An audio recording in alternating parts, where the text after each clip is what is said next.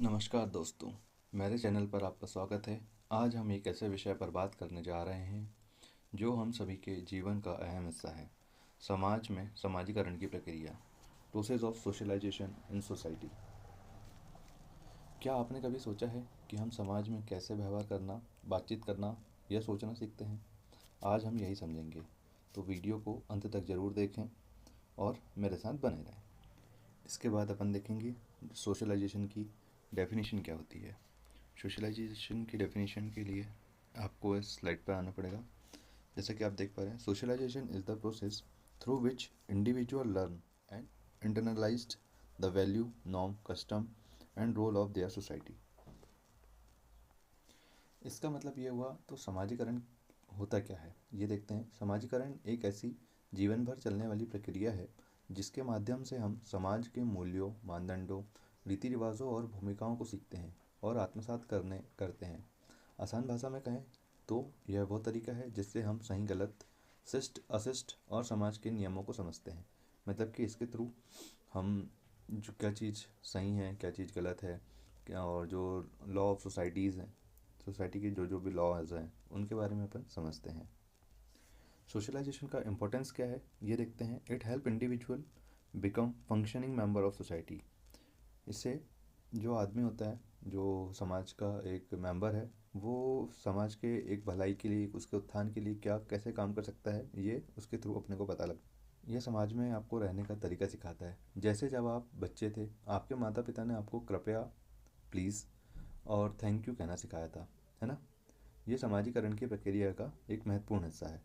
इसके बाद अपन समाजीकरण के प्रकार देखेंगे कि कौन कौन से प्रकार होते हैं। टाइप ऑफ सोशलाइजेशन में पहला प्रकार होता है प्राइमरी सोशलाइजेशन और दूसरा होता है सेकेंडरी सोशलाइजेशन। समाजीकरण के मुख्य दो रूप होते हैं, एक प्राथमिक समाजीकरण और दूसरा है द्वितीयक समाजीकरण। इसके प्राथमिक समाजीकरण जो होता है उसके बारे में अपन जानना चाहेंगे। प्राथमिक समाजीकरण बचपन में होता है, मतलब कि जब अपन अर्ली एज में होते हैं, अपनी चाइल्डहुड में होते हैं, उस टाइम पे होता है। इसमें हमारे परिवार का सबसे अहम योगदान होता है। मतलब इसमें जो फैमिली है वो सबसे इम्पोर्टेंट रोल प्ले करती है अब किसी चाइल्ड को सोशलाइज करने में। जो हमें भाषा, मूल्य और सामाजिक व्यवहार सिखाते हैं। जो अपनी हमारी फैमिली होती है वो हमको बोलना सिखाते हैं कि हम किस तरीके से बात करेंगे, हमारे जो मॉरल्स होते हैं, हमारी सोसाइटी के जो मॉरल्स होते हैं और जो सोशल बिहेवियर होता है वो सब सिखाते हैं अपने को। इसका सोशलाइजेशन के तीन पॉइंट देखते हैं अपन। पहला पॉइंट है अकर ड्यूरिंग अर्ली चाइल्डहुड, मतलब कि आप ये बचपन में जब आप बॉर्न होते हैं उस टाइम से ही लगभग शुरू हो जाता है, 6-7 महीने के बाद में। इसके बाद में एजेंट कौन कौन से होते हैं, इसके फैमिली होती है और केयर गिवर होते हैं। मतलब कि आपकी फैमिली होगी और जो आपके गार्जियन कह सकते हैं केयर गिवर को। उसके बाद में teach basic value and norms, मतलब ये जो बहुत बेसिक वैल्यूज़ होती हैं कि आपको बड़ों से कैसे आदर करना चाहिए, बड़ों का कैसे सम्मान करना चाहिए, तो ये चीज़ें आपको प्राइमरी सोशलाइजेशन में ही सिखा दी जाती है। और आपको उसमें नॉर्म्स बताएंगे कि आपको क्या करने होते हैं, डूज बताएंगे, डोंट्स बताएंगे। ये सब आपको प्राइमरी सोशलाइजेशन के अंदर पता चलता है। इसके बाद में अपन आते हैं सेकेंडरी सोशलाइजेशन पे। Secondary socialization continues throughout life, मतलब कि सोशलाइजेशन जो प्रोसेस है वो लाइफ लॉन्ग चलने वाला प्रोसेस है। इसमें ऐसा नहीं है कि आपने स्कूल में सीख लिया या कॉलेज में सीख लिया उसके बाद में आपने सीखना बंद कर दिया। आप जब तक आपकी लाइफ है आप पूरी लाइफ सीखते रहते हैं, कंटिन्यूस थ्रू आउट लाइफ। इसके एजेंट होते हैं school, peers, media, work place.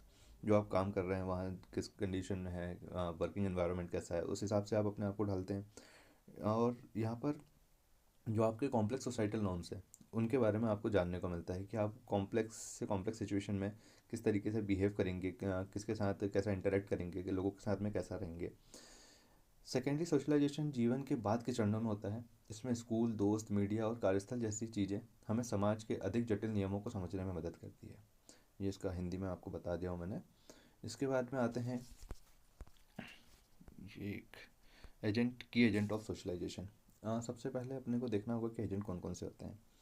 एक तो फैमिली होती है कि जो आपको प्राइमरी सोशलाइजेशन में हेल्प करती है। जब आप बॉर्न होते हैं किसी फैमिली में तब से आपका सोशलाइजेशन स्टार्ट होता है, तो फैमिली सबसे इंपॉर्टेंट रोल प्ले करती है आपको सोशलाइज करने में। उसके बाद में आप जैसे जैसे बड़े होते जाते हैं फिर आप स्कूल जाते हैं, फिर वहाँ पर आप अपने दोस्त बनाते हैं, मतलब अपना पीयर ग्रुप डेवलप करते हैं जिसमें कि आपके फ्रेंड्स होंगे, आपका फ्रेंड सर्कल होगा और आपके जानने पहचानने आप धीरे धीरे बड़े होंगे। मास मीडिया होगा, जैसे कि कई बार आप कुछ चीज़ें हैं जो मीडिया के थ्रू सीखते हैं धीरे धीरे, मतलब कि ये सब चीज़ें हेल्प करती हैं उसमें।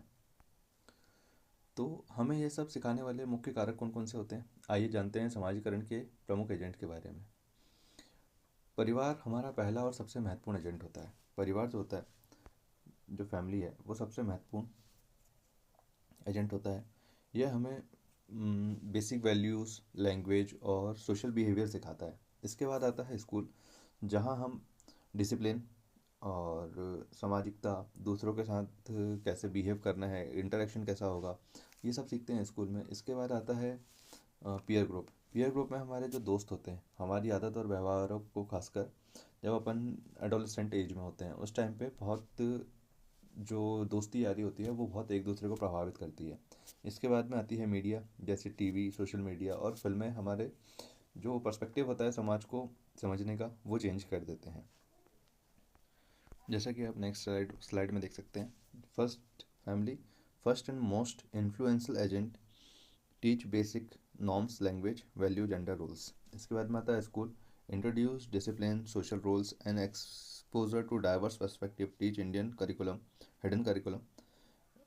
सोशल एक्सपेक्टेशंस क्या होंगी आपसे, उसके बारे में बात करते हैं। इसके बाद में आता है peer group, mass media and religion. Religion is the most important thing. Religion एक बहुत इम्पॉर्टेंट रोल प्ले करता है, जो हमें मॉरल गाइडेंस और कम्युनिटी फीलिंग अपने को प्रोवाइड करता है।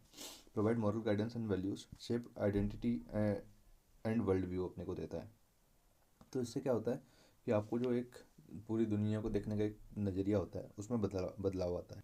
जो सोशलाइजेशन होता है वो लाइफ के अलग अलग स्टेजेस में होता है। तो इसमें से कुछ मेन स्टेज हैं, उनको अपन देखेंगे। तो पहली स्टेज होती है इन्फेंसी या शैशवावस्था या बचपन बोल सकते हैं उसको अपन। दूसरी स्टेज होती है एडोलेसेंस, मतलब किशोर अवस्था। तीसरा होता है एडल्टहुड, मतलब कि जब आदमी वयस्क होता है। इसके बाद में होती है ओल्ड एज, मतलब ओल्ड एज में आप जब वृद्ध हो चुके होते हैं। तो इन्फेंसी में अपन देखते हैं, तो इन्फेंसी में क्या होता है, यहीं से शुरुआत होती है अपनी, क्योंकि अपन यहीं से स्टार्ट करते हैं अपनी लाइफ। इस समय हमारे जो माता पिता होते हैं और जो केयर टेकर्स होते हैं, उनके बीच में अपना एक इमोशनल कनेक्ट होता है, इमोशनल कनेक्शन होता है। जो इमोशनल कनेक्शन होता है वो अपने को धीरे धीरे वो मतलब सिखाते हैं कि आपको कैसे, किससे कैसी बातें करनी है, किससे कैसा बिहेव करना है। जब अपने को सोशल रिलेशंस हैं, सोशल बिहेवियर, एक्सपेक्टेड बिहेवियर जो होते हैं, मॉरल्स होते हैं, उनको सिखाता है इन्फेंसी में अपनी फैमिली सिखाती है। इसके बाद में आते हैं अपन एडोलसेंस में। अपनी पहचान बनाने का मतलब कि एडोलसेंस जो स्टेज होता है, उसमें अपन अपनी एक अलग पहचान बनाने की ट्राई करते हैं। इसमें अपने दोस्तों से काफ़ी प्रभावित होते हैं कि जो एडोलसेंस एज मतलब वही होता है कि 13 से 18 के बीच में जो बच्चे होते हैं, वो अपने आप को एक अलग तरीके से पेश करने का ट्राई करते हैं, आपने देखा होगा। तो ये वही है क्या, जो उनका जो दोस्ती होती है, उनसे वो काफ़ी प्रभावित होते हैं, वो अपने अपनी पहचान बनाने की कोशिश करते हैं। एडल्टहुड, एडल्टहुड में हम नौकरी, शादी, सामाजिक जिम्मेदारी जैसे कि नए सामाजिक भूमिकाओं को अपनाते हैं। इसमें आप, शादी हो जाती है आपकी, आप नौकरी करते हैं, जो आपका एनवायरनमेंट है वो वहाँ का कैसा एनवायरनमेंट है, आपका वो जो वर्किंग कंडीशन है वो कैसी है, उसके थ्रू आप वहाँ सीखते हैं कि कैसे आपको यहाँ पर काम करना है। उसके बाद में आता है ओल्ड एज। ओल्ड एज में हमारी जो रोल होता है समाज में, वो बदल जाता है। हमें रिटायरमेंट या नई पहचान से तालमेल बिठाना पड़ता है। मतलब कि जैसे आप अभी तक काम कर रहे थे इतने जीवन में, उसके बाद में एकदम से ओल्ड एज में आपको रिटायरमेंट लेना पड़ता है। तो आपको फिर वही है कि धीरे धीरे आपका अलग आपको पहचान बनानी पड़ती है कि अब दूसरे कोई काम करना है, या तो फिर आपको कैसे रहना है घर में। मतलब 24 घंटे आपको घर में रहना है, आपको कोई नई एक्टिविटी में इन्वॉल्व होना पड़ता है ताकि आप फिजिकली फिट और मेंटली फिट रह सकें। तो ये सब चीज़ें जो होती है, ये लाइफ लॉन्ग प्रोसेस है सोशलाइजेशन का। इस तरीके से अपना सोशलाइजेशन होता है। इसके बाद में अपन मेजर्स थ्योरीज हैं सोशलाइजेशन की, वो देखते हैं। सबसे पहले आती है Charles Horton Coolidge looking glass self theory. ये थ्योरी चार्ल्स हॉटन कूली ने दिया था अपनी book human nature and social order में। इसमें इस थ्योरी के अकॉर्डिंग ये होता है कि बाकी लोग हमको कैसा देखते हैं और क्या सोचते हैं, इस बारे में होता है ये। जैसे कि आपने कभी तैयार हुआ होंगे, जैसे आप कभी तैयार होते हैं तो आपको ये लगता है कि यार मैं कैसा दिख रहा हूँगा, मतलब कि वो मेरे को कैसा देख रहा होगा।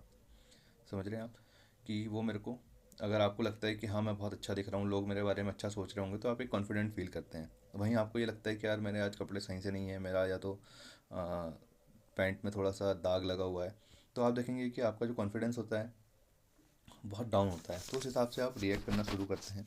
इसके बाद में आती है GH मीट की रोल टेकिंग और रोल प्लेइंग, मतलब रोल टेकिंग जो थ्योरी है, इसमें GH मीट बोलते हैं कि जब बचपन से व्यक्ति आता है, उसका जो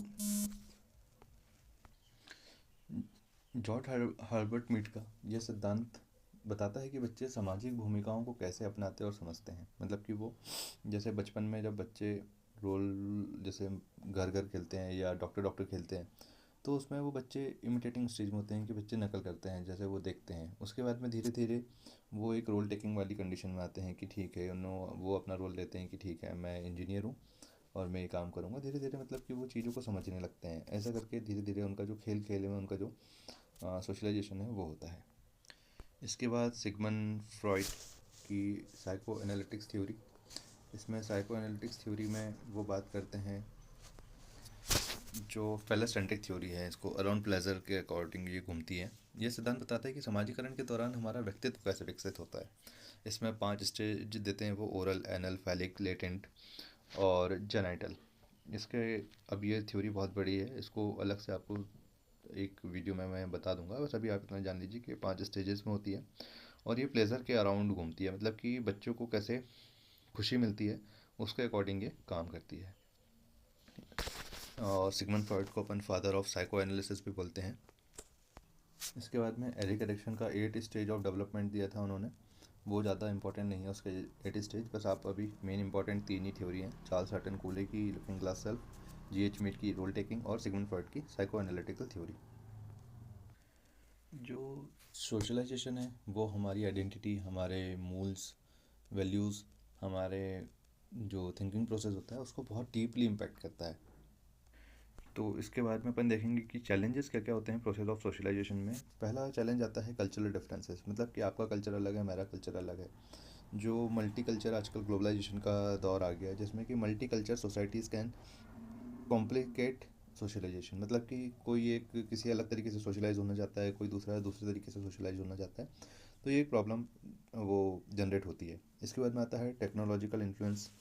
टेक्नोलॉजिकल इन्फ्लुएंस में जब आदमी की जो बेसिक मॉरल वैल्यूज़ होती हैं वो घर परिवार से ना आकर टेक्नोलॉजी के थ्रू, सोशल मीडिया के थ्रू, डिजिटल कम्युनिकेशन के थ्रू आने लगी है, तो इसमें क्या होता है कि एक बहुत बाहर से जो एजेंट होता है, जो मीडिया वाला एजेंट होता है, वो बहुत जल्दी बच्चों के ऊपर इम्पैक्ट करने लगा है। तो ये बहुत बड़ा चैलेंज है, क्योंकि बच्चे अपने जो मॉरल्स वैल्यूज़ को लेके बड़े ना होकर जो बाहर की चीज़ें हैं, जो अनएक्सपेक्टेड थिंग्स हैं कि जो बच्चों को उस एज में नहीं मिलना चाहिए, वो बच्चों के दिमाग में आ जाती है।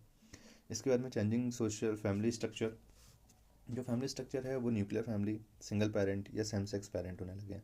पहले क्या होता था, जॉइंट फैमिली होती थी तो दादा दादी, नाना नानी, बड़े पापा, चाचा, इनको सबको देख के बच्चे सीखते थे।